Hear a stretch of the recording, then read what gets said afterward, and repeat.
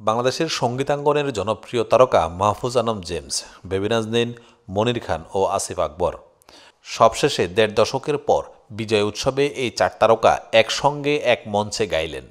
বিজয় দিবস উপলক্ষে দীর্ঘ ১৫ বছর পর বিএনপির উদ্যোগে একটি কনসার্টের আয়োজন করা হয়েছে জাতীয় সংসদ ভবন এলাকায়। ভিন্নদেশী সাংস্কৃতিক আগ্রাসন থেকে মুক্তি ও নতুন প্রজন্মকে দেশের ইতিহাস ও সংস্কৃতির সঙ্গে পরিচয় করাতে সোমবার ১৬ ডিসেম্বর রাজধানীর মানিক মিয়া অ্যাভিনিউতে এই কনসার্টে বাংলাদেশের গান ও সংস্কৃতি তুলে ধরা হয়।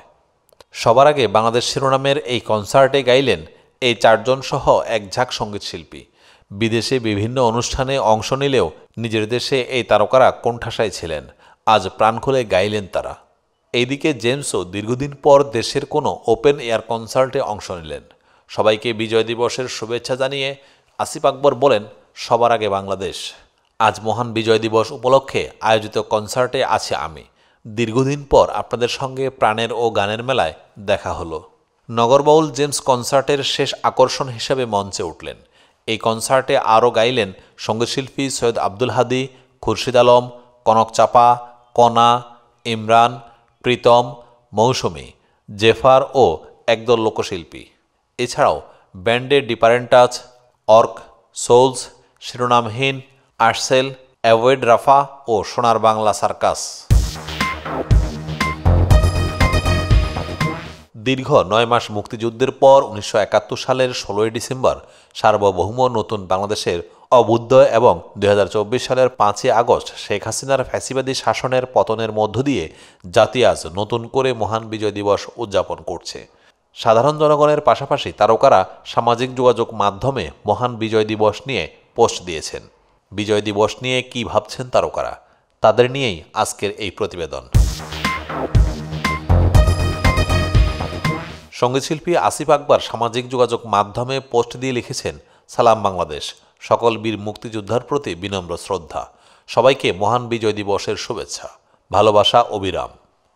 অভিনেতা জিয়াউল ফারুক অপূর্ব তার ভেরিফাইড পেজে বলেন, আমার বাংলাদেশ আমার সার্বভৌমত্ব, আমার সার্বভৌমত্বের প্রতীক, আমার পরিচয়, আমার অহংকার, সবাইকে জানাই বিজয় দিবসের শুভেচ্ছা।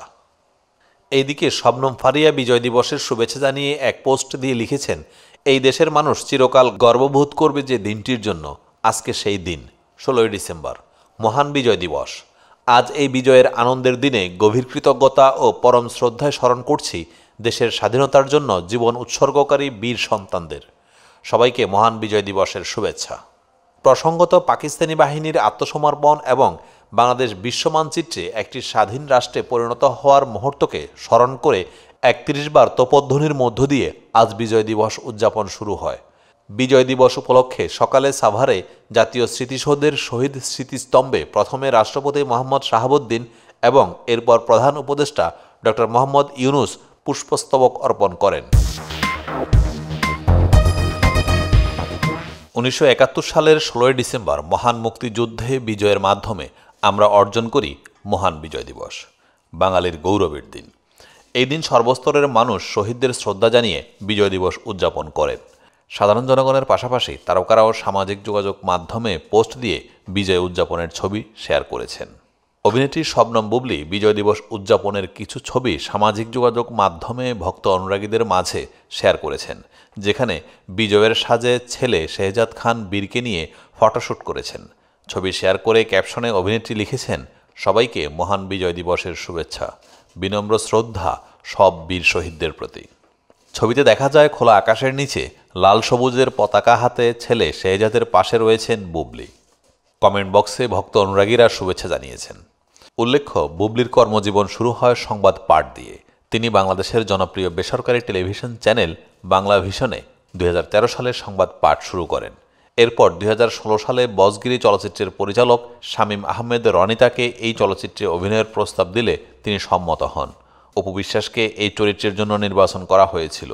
পরে অপু বিশ্বাস নিজেকে এই চলচ্চিত্র থেকে সরিয়ে নিলে তার স্থানে বুবলিকে নির্বাচন করা হয়।